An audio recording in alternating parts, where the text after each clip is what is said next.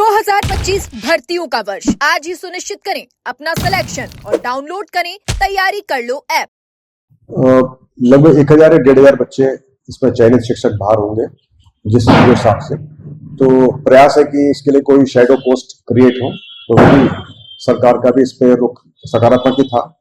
और अभी हमने 2 टाइम का रिजल्ट निकाल दिया है सभी L2 का रिवाइज रिजल्ट को, और अभी हमारा प्रयास होगा अगले हफ्ते से हम कार्रवाई करें कि 1 टाइम रिजल्ट निकालें और प्रयास करें कि जहां पर हम सिलेक्टेड बच्चों को हम डाल सकते हैं सिलेक्शन के अंदर, उनके एडमिशन हम कर सकते हैं, उनको हम आगे भेजें।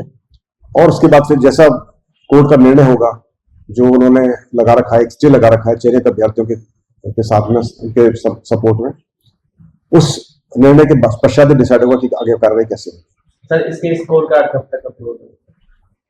इसके स्कोर कार्ड के बारे में नहीं बता पाऊंगा, मैं आपको चेक करके बता सकूंगा।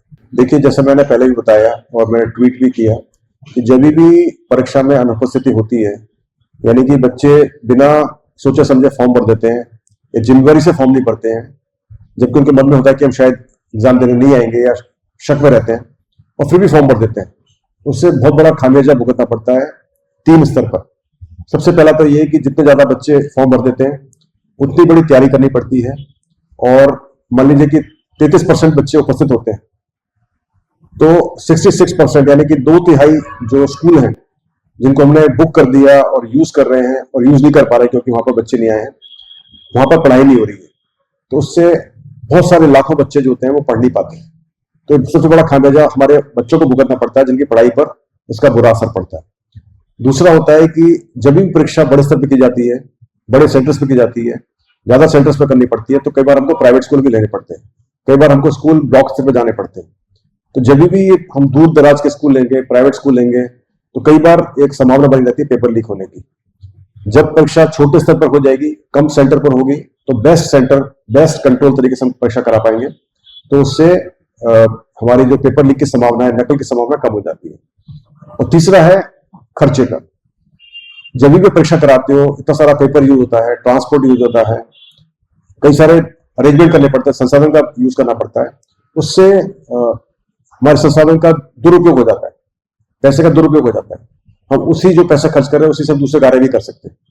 अभी जो हम रेस्ट्रिक्शन लगा रहे हैं, हम जो प्रयास कर रहे हैं कि बच्चे वही फॉर्म भरें जो कि परीक्षा में आएंगे, उस प्रयासी से सिर्फ यदि 20% भी हमारी उपस्थिति में वृद्धि होती है, या 20% बच्चे नहीं भरते जो कि फॉर्म नहीं भरना चाहते, सिर्फ उसी से ही लगभग 100 करोड़ रुपए का बचत होगी राज्य सरकार की, वो भी सिर्फ कर्मचारी चयन बोर्ड की परीक्षाओं में, और उस 100 करोड़ से हम दूसरे विकास कार्य कर सकते हैं। तो मुझे उम्मीद है कि जो अभ्यर्थी हैं, युवा हैं, अपनी जिम्मेवारी समझेंगे और तभी फॉर्म भरेंगे जब उनको लगता है कि वो परीक्षा देने के लिए तैयारी करेंगे और परीक्षा देने आएंगे। जहां तक सवाल है सेंटर्स का, कि सेंटर्स हम प्रयास करेंगे कि हम जितना हो सके परीक्षाओं को 7 संभागों में कराएं। जब परीक्षा बहुत ही छोटी होगी फिर हम उसको जयपुर, कोटा और अजमेर कराते हैं। जब परीक्षा बड़ी होगी तो हमारा प्रयास रहेगा कि परीक्षा 7 संभागों में हो, ताकि परीक्षार्थियों को दूर न जाना पड़े। और जो बहुत बड़ी परीक्षा जैसे जेल परीक्षा है, जेल प्रहरी परीक्षा है या पटवारी परीक्षा है, उनको हम पूरे 31-33 जिलों में कराएंगे, ताकि हर एक अभ्यर्थी अपने जिले में उसको कर सके। उसके बावजूद भी कुछ अभ्यर्थियों को फिर भी ट्रैवल करना पड़ सकता है, लेकिन बहुत दूर जाना नहीं पड़ेगा। हमारा प्रयास है कि जितना हो सके उनको अपने गृह जिले के में या गृह जिले के आसपास से उनको अकोमोडेट किया जाए। सर, सीईटी परीक्षा का परिणाम 2 दिन पहले जारी हुआ है, करीब 8 लाख अभ्यर्थी पास हुए हैं, उसको लेकर तो सीईटी की परीक्षा में लगभग 12.5 लाख बच्चे बैठे थे, लगभग 3.5 लाख बच्चों ने फॉर्म भरा था और 8,78,000 बच्चे पास हुए हैं। तो ये वैसे तो अच्छी बात है कि बहुत सारे बच्चे पास हुए, मुझे खुशी है इस बात की, लेकिन थोड़ा हमारा प्लान गड़बड़ हो गया, क्योंकि हम चाहते थे कि जो बच्चे पास हो वो संख्या कम हो, ताकि हम उनका अच्छे से प्रोग्राम, जो एग्जाम होते हैं सेकंड स्टेज जैसे पटवारी है, बीडीओ है, या दूसरे जो परीक्षा होती है, अच्छे से करा सके। ज्यादा संख्या होने से फिर इस परीक्षा को कराने में मुश्किलात होगी। हम चाहते हैं सेकंड स्टेज की परीक्षा हमेशा एक ही पारी में हो। तो अभी हमारा प्रयास रहेगा कि जो पटवारी की परीक्षा उसको एक ही पारी में कराया जाए। सो मुश्किलात आएगी, मगर उसको हम पूरा करेंगे।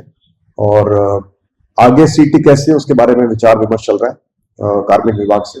उम्मीद है कि अच्छा तरीका निकलेगा, जिससे कि संख्या उतनी रहे जो हम आसानी से मैनेज कर सकें और किसी भी वर्ग के बच्चे पीछे ना छूट जाएं, खासकर हमारे वंचित वर्गों के बच्चे। क्या सर सीईटी में बदलाव हो सकते हैं बड़े?